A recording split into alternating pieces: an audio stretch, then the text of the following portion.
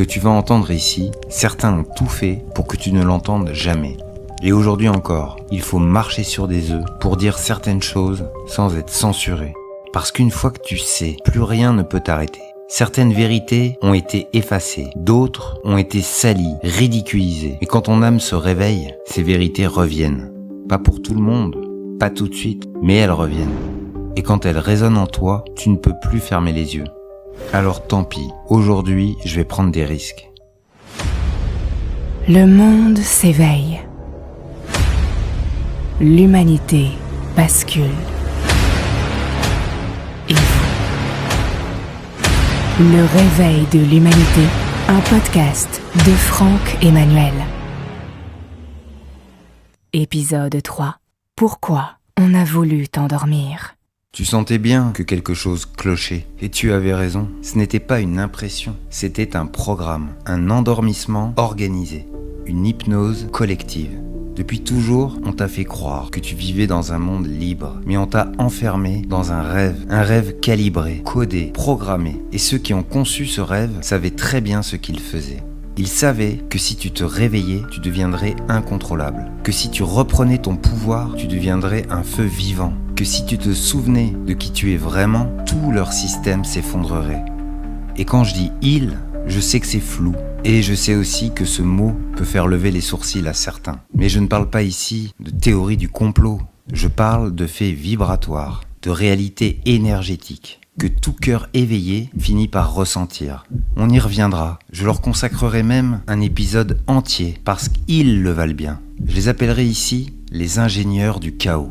Ceux dont le but n'est pas de créer, mais de brouiller, de couper l'humain de sa vraie nature pour mieux le dominer. Ils sont peu, très peu sur Terre aujourd'hui, mais ils ont construit une matrice implacable pour maintenir l'humanité sous contrôle. Depuis des siècles, ils ont semé leur logique dans toutes les têtes, et des millions de gens leur obéissent sans même le savoir. Parce que oui, on peut servir l'ombre tout en croyant faire le bien. Donc ils ont tout fait pour t'endormir, par les médias, par l'école, par la médecine ou encore par le mental. Mais ce que tu vas entendre ici, c'est ce que captent tous les vrais éveillés. Parce qu'il y a des vérités qui remontent, des mémoires qui reviennent quand on s'éveille. Et aujourd'hui, nous sommes des millions au service de la lumière et plus rien ne pourra nous arrêter. Dans cet épisode, tu vas entendre des choses que la plupart préfèrent éviter. Le vrai rôle de la peur comme arme vibratoire. Les mécanismes concrets d'hypnose collective. Ce que les anciens savaient sur la guérison, l'énergie, le divin et qu'on a voulu effacer.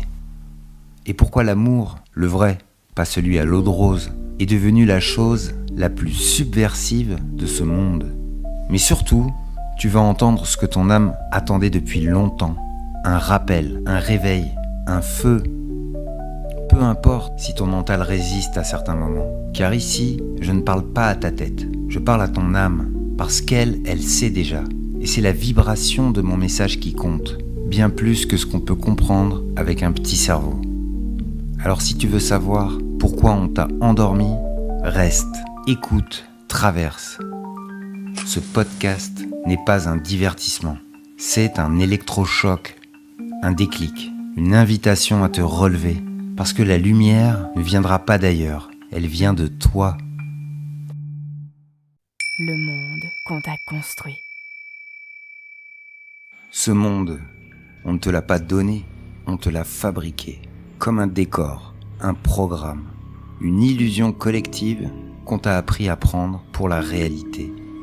Dès l'enfance, on t'a formaté à y croire, à obéir avant même de penser, à réciter avant d'oser ressentir. L'école t'a appris à répondre juste, mais pas à poser les vraies questions. Et ici, je parle du système, pas de celles et ceux qui donnent le meilleur d'eux-mêmes, souvent sans savoir ce qu'ils servent. À eux, tout mon respect. Cette école, donc, t'a appris la compétition, la conformité, la peur de l'erreur, jamais l'intuition, la créativité libre, ni la sagesse du cœur. Elle t'a fait croire qu'il fallait des diplômes pour être intelligent, des concours pour mériter d'exister. Mais tout ça, c'était un piège, une fausse intelligence. Froide, sèche, programmée pour trier, classer, dominer. Rien à voir avec l'intelligence du cœur, du lien ou du vivant. Juste une prison pour l'esprit. Et aujourd'hui, cette intelligence superficielle se fait balayer par une encore plus creuse, l'intelligence artificielle. Une machine sans âme qui vient révéler l'imposture. Parce qu'un intellect sans conscience, ça se remplace, ça se vend, ça se jette. Ils ont osé appeler ça la méritocratie. Mais c'était juste une hiérarchie de l'ego. Et pendant qu'on agite le spectre du grand remplacement, ethnique ou culturel, le vrai grand remplacement, celui qu'on ne nomme jamais, c'est celui de l'humain par des systèmes froids, automatisés, désincarnés. Mais cette éducation, ce n'était pas un simple conditionnement, c'était une opération millénaire d'endormissement. Une hypnose collective, tissée génération après génération, pour maintenir l'humanité à genoux, coupée de son pouvoir, séparée du vivant, déconnectée du divin.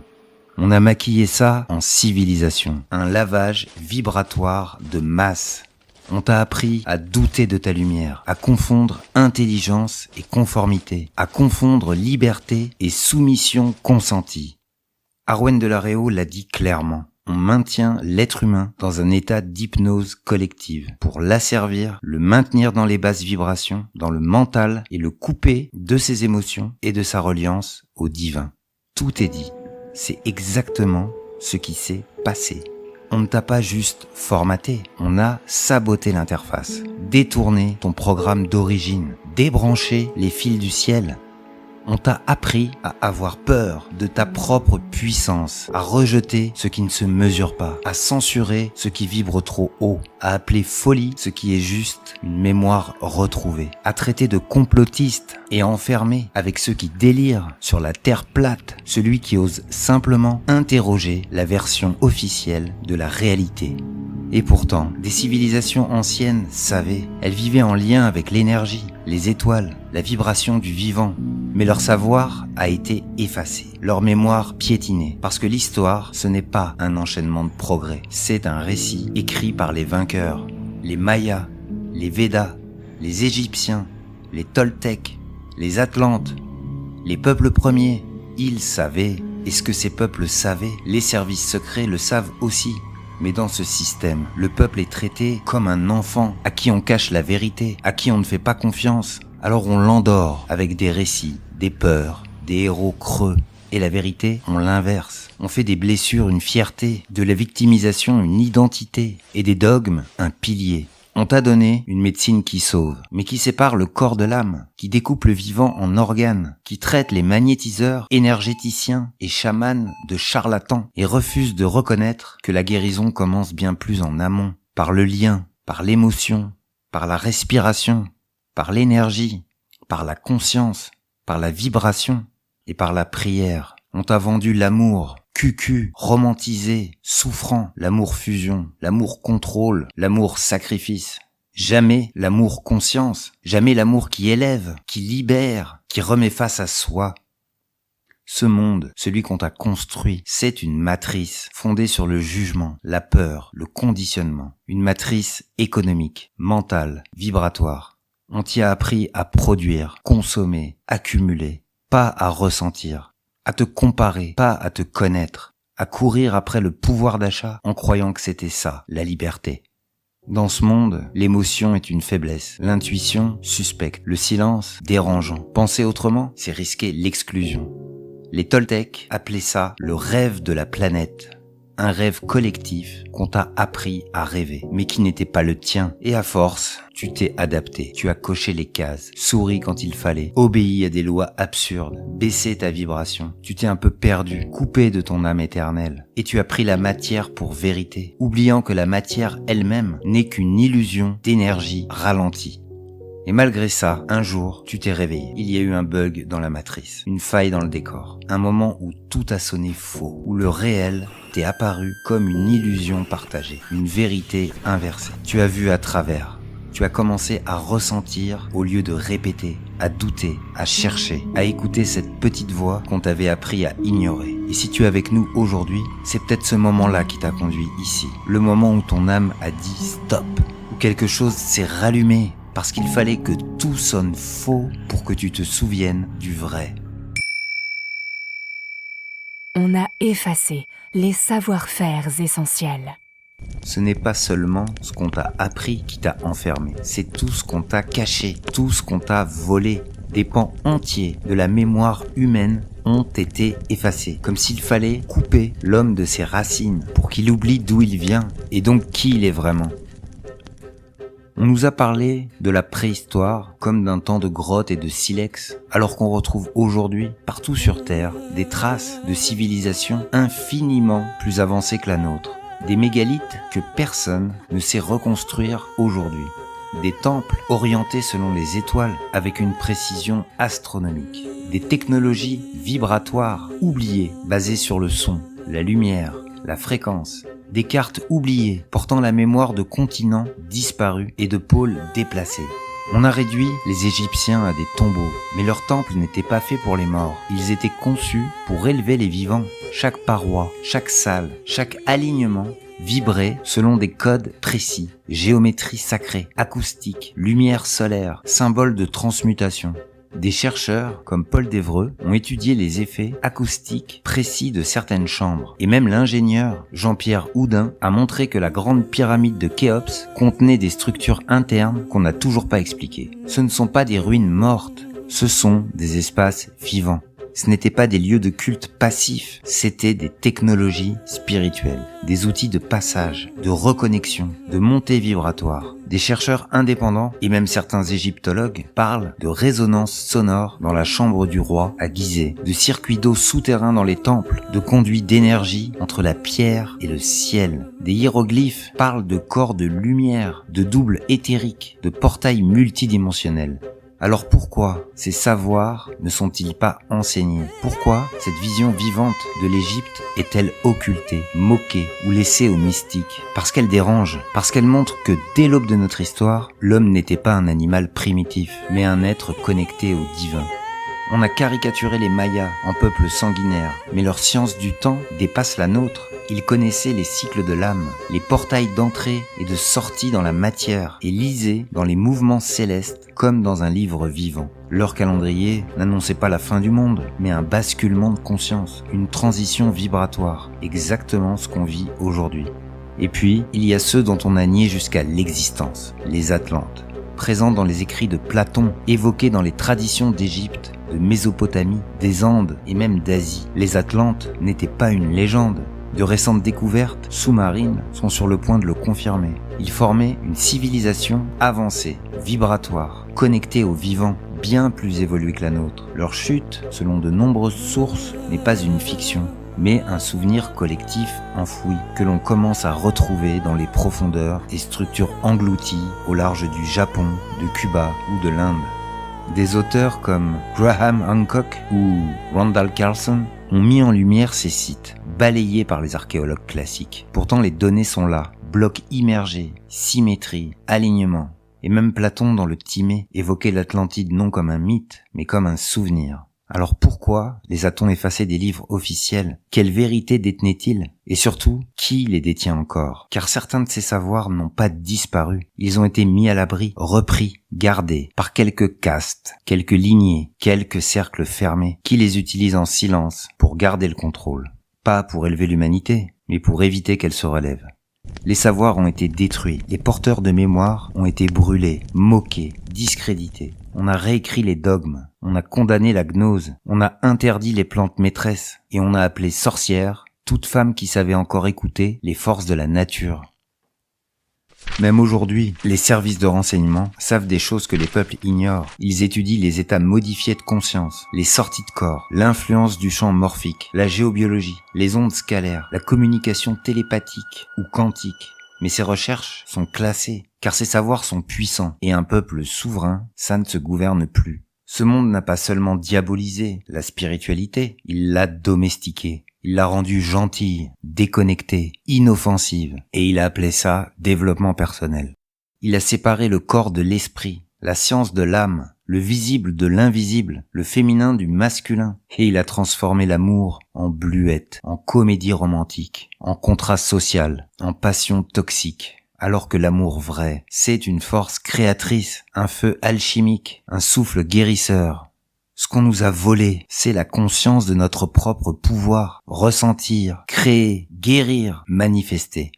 Et si ces vérités étaient pleinement connues, le monde ne pourrait plus tourner comme il tourne. Je vais encore t'en livrer quelques-unes. Pas des croyances, des pistes, des faits, des intuitions à écouter avec le cœur. D'abord, l'ADN. On nous a dit qu'une grande partie était inutile, que les scientifiques ont même appelé junk DNA ou ADN non codant. Mais des chercheurs, comme Piotr Garayev en Russie, ont montré que cet ADN dit silencieux émet et capte des ondes, des fréquences, de la lumière. L'ADN ne serait pas figé, il serait vibratoire, réactif à l'information subtile. Et en réalité, un ensemble de matrices, de communication, de mémoire et de modulation interdimensionnelle. Ensuite, il y a l'eau, qui est vivante. Jacques Benveniste l'a montré dans les années 80, en France. Et Masaru Emoto l'a rendu visible au monde entier avec ses cristaux. L'eau réagit aux mots, à la musique, à la prière. Elle capte l'intention, elle encode des messages, elle transmet des vibrations. Il y a aussi la nature, qui elle ne parle pas avec des mots, mais elle répond, elle enseigne. Et plus on se reconnecte à elle, plus on perçoit ces messages. Des arbres qui communiquent entre eux, des plantes qui savent où on souffre, et des forêts entières qui vibrent en écho à nos émotions. Ce n'est pas moi, mais la science qui le dit. Et puis encore, il y a la prière, pas la prière dogmatique, pas la récitation automatique, mais la vraie prière, vivante, celle qui sort du cœur. Aujourd'hui, même la science commence à le reconnaître. Plusieurs études dans des hôpitaux ont montré l'effet mesurable de la prière sur la guérison, à condition qu'elle soit sincère, consciente, aimante. Enfin, l'art, la musique, le son, la lumière aussi, sont des vecteurs de transformation, pas symboliquement, vibratoirement. Tout cela, on l'a oublié. Et pourtant, tout cela revient. Et tu veux que je te dise, tout ce que ces savoirs avaient en commun, une chose simple mais explosive. Tu es un être multidimensionnel. Un fragment du divin incarné dans la matière, un micro-univers à toi tout seul, un pont entre les mondes. Et ça, ce n'est pas une croyance, c'est un savoir ancien, puissant, vivant. Et il revient aussi. Tout ce qu'on a tenté d'effacer est en train de refaire surface. Maintenant, ce que j'ai vu dans mon propre éveil n'était pas une illumination extérieure, c'était une mémoire qui revenait, un souvenir qui traversait les âges. Celui des 800 vies que mon âme avait déjà vécues et que j'avais simplement oubliées. Tu n'as pas besoin d'aller chercher les vérités ailleurs, elles sont là, en toi, si tu apprends à écouter, si tu oses te souvenir, car tu es une bibliothèque vivante, et ton corps, ton cœur, ton souffle portent les archives de l'univers. Et si le pire gardien du mensonge, c'était toi ?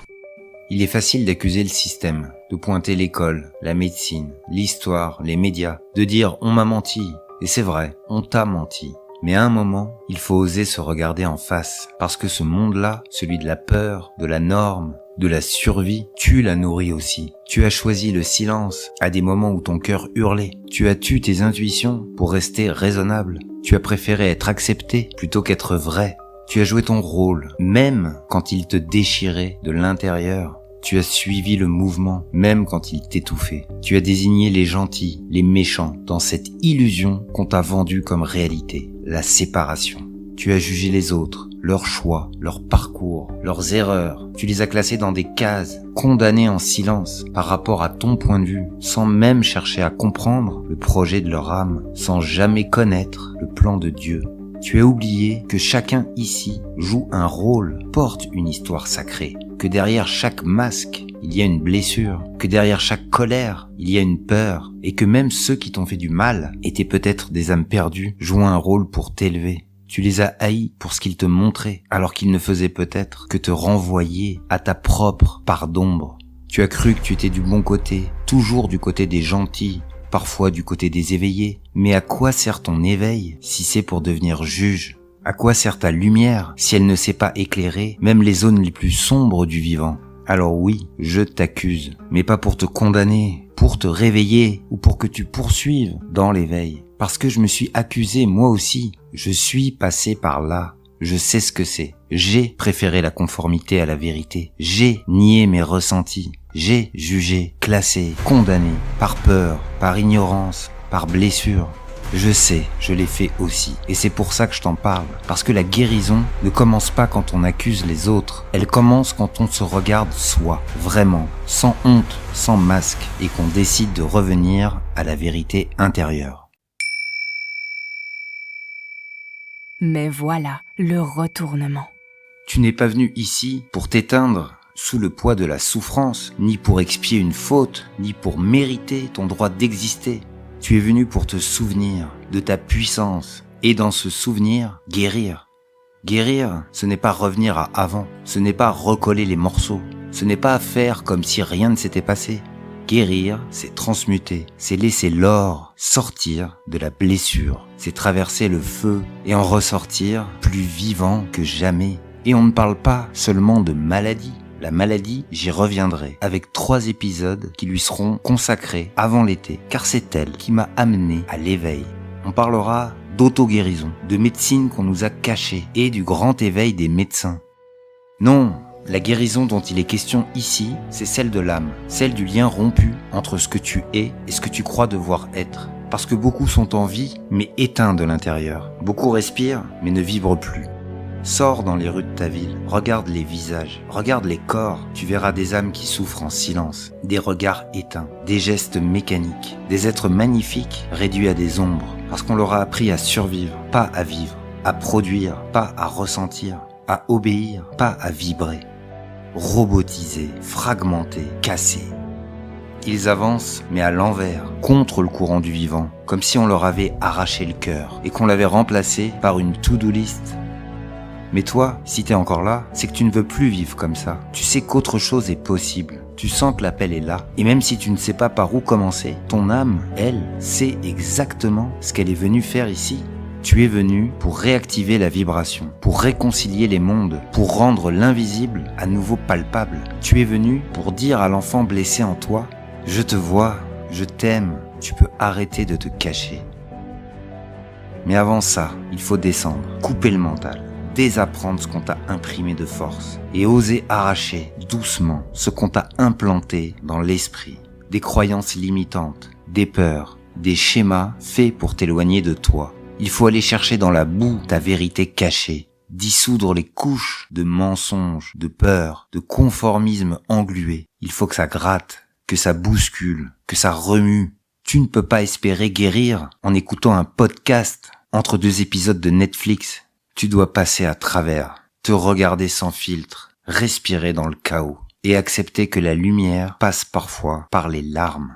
Et c'est là que tout commence, quand tu ne fuis plus la douleur, quand tu ne combats plus ton histoire, quand tu écoutes au lieu de réprimer. Alors, le miracle peut arriver. Tu réalises que ton hypersensibilité est une boussole, que ton passé n'est pas un fardeau, mais un accélérateur de conscience, que tes épreuves étaient des portails, et que ce que tu croyais être ta faiblesse était en fait ta mission.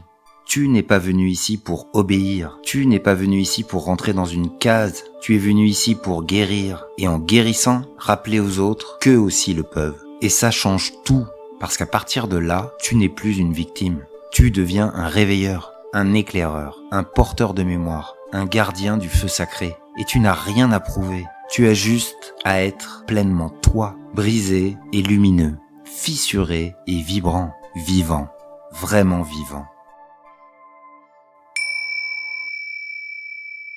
La peur, leur plus vieille arme. Depuis toujours, ils ont utilisé la même arme. Pas des balles, pas des bombes, pas des tanks. Une arme plus subtile, plus insidieuse, plus efficace. La peur. La peur fait baisser ta vibration. Elle te coupe de toi. Et ils le savent. Ils l'ont toujours su. Les empires l'ont utilisé pour soumettre les peuples. Les religions pour contrôler les consciences en coupant l'homme de son essence divine. Attention, je parle ici des institutions et structures de pouvoir, pas de la foi des croyants, ni des livres sacrés. Les médias de masse pour fabriquer la réalité, nous engluer dans la matrice. Et aujourd'hui, c'est devenu un art. Regarde autour de toi. Souviens-toi de ce qu'il s'est passé en 2020.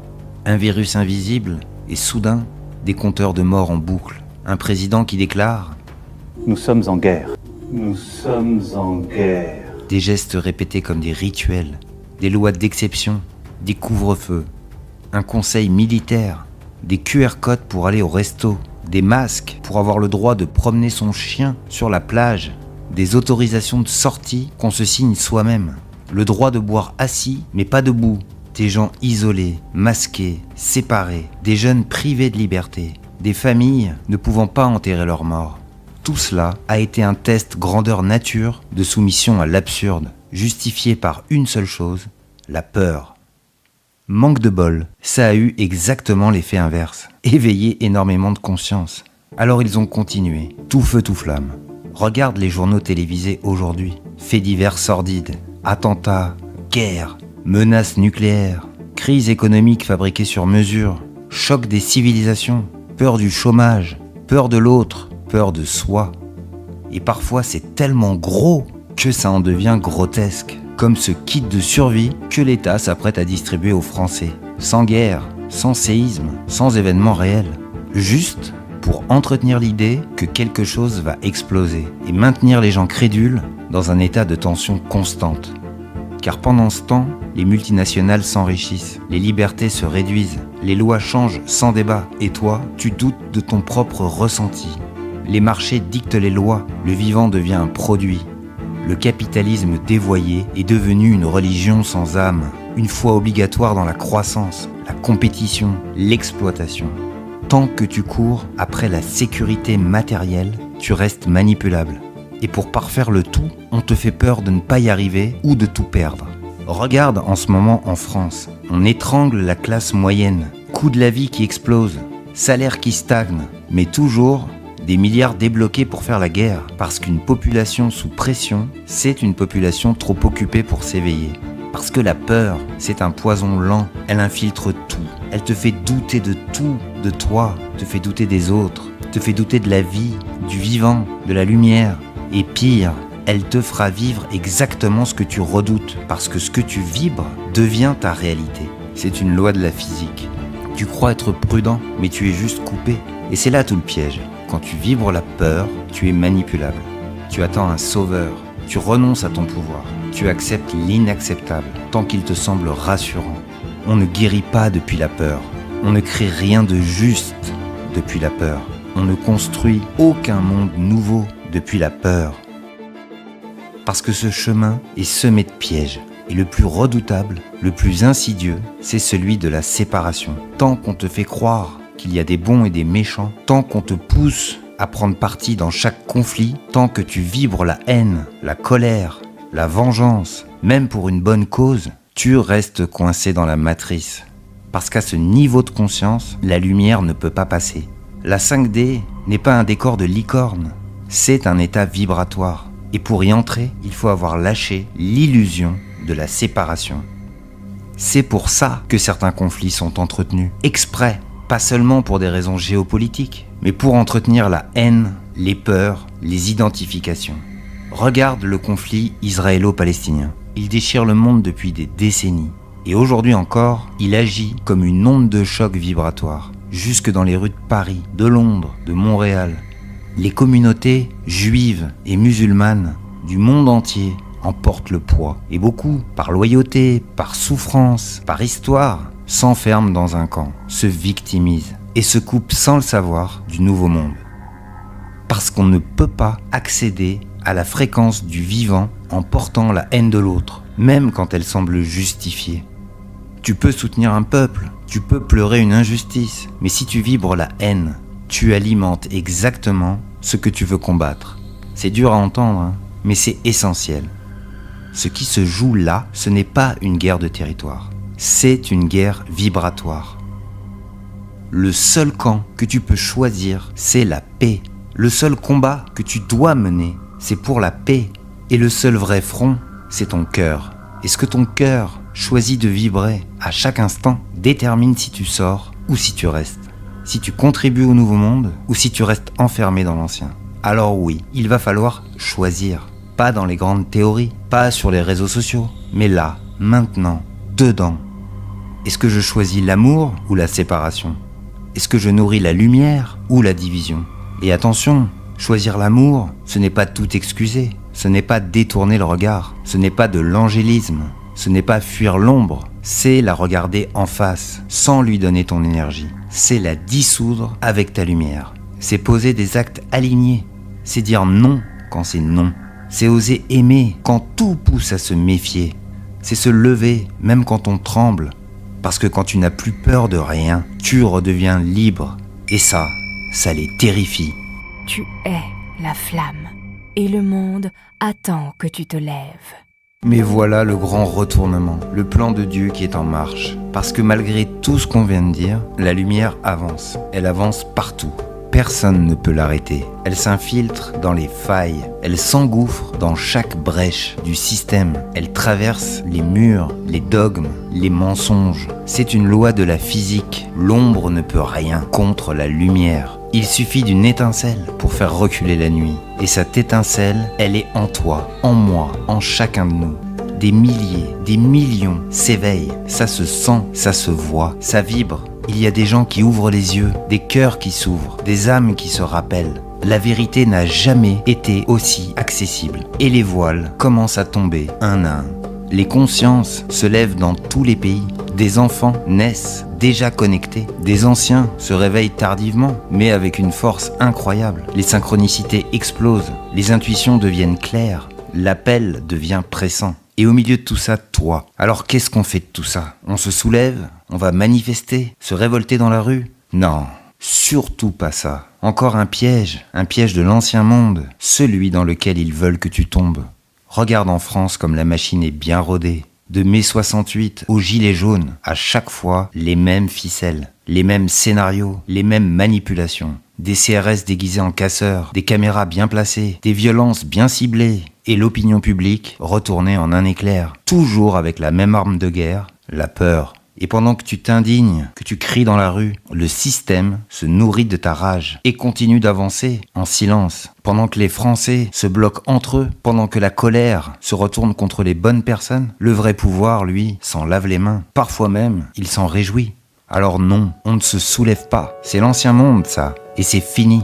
On se relève. On se souvient. On se reconnecte à nous.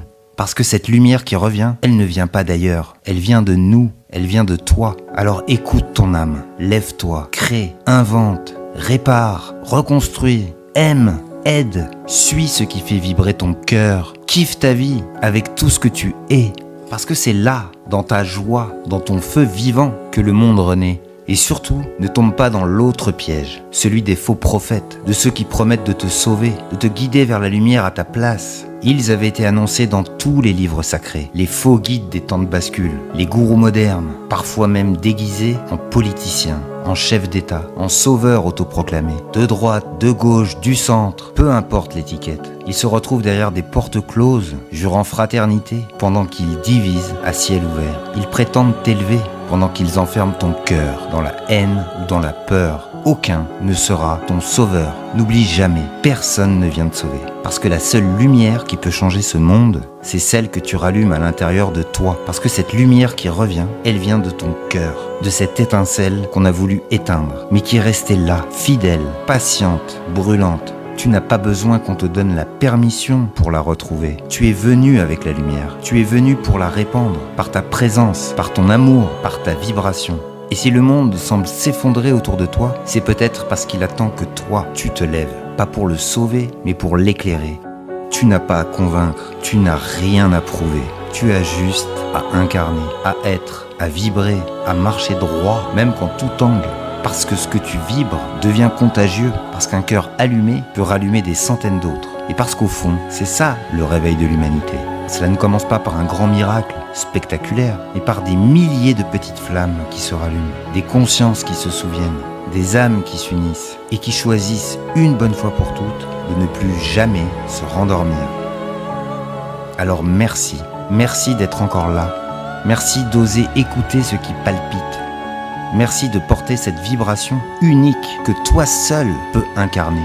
Et si tu sens que ce message doit être entendu, alors fais-le passer, souffle dessus, offre-le. Où que tu écoutes ce podcast, tu peux le partager. À un ami, à un proche, à quelqu'un qui cherche sans oser le dire, à une âme qui vacille peut-être, qui est malade ou qui a une dépression, ou qui a besoin d'un signe. Et si tu es sur YouTube, tu peux liker cette vidéo et la commenter. Pas pour les chiffres, mais pour que l'algorithme la montre à d'autres qui ne savent même pas encore ce qu'ils cherchent. parce que je ne gagne rien à cela. Mais si ce message touche, s'il réveille, s'il éclaire, alors la mission est accomplie. Et chaque commentaire sincère, même un simple merci, c'est une vibration de plus dans la matrice. Un écho vivant, un feu qui se propage. Et de tout cœur, je t'envoie ma bénédiction. Parce que ce feu ne vient pas de moi, il vient de nous, de cette communauté discrète, vivante, reliée. Et elle s'agrandit à chaque flamme qui s'éveille. Le réveil de l'humanité ne fait que commencer, et ce podcast aussi. Alors oui, la traversée sera intense, mais on la fera ensemble, jusqu'au bout. Le dormeur doit se réveiller. Vous venez d'écouter Le Réveil de l'Humanité, un podcast de Franck Emmanuel.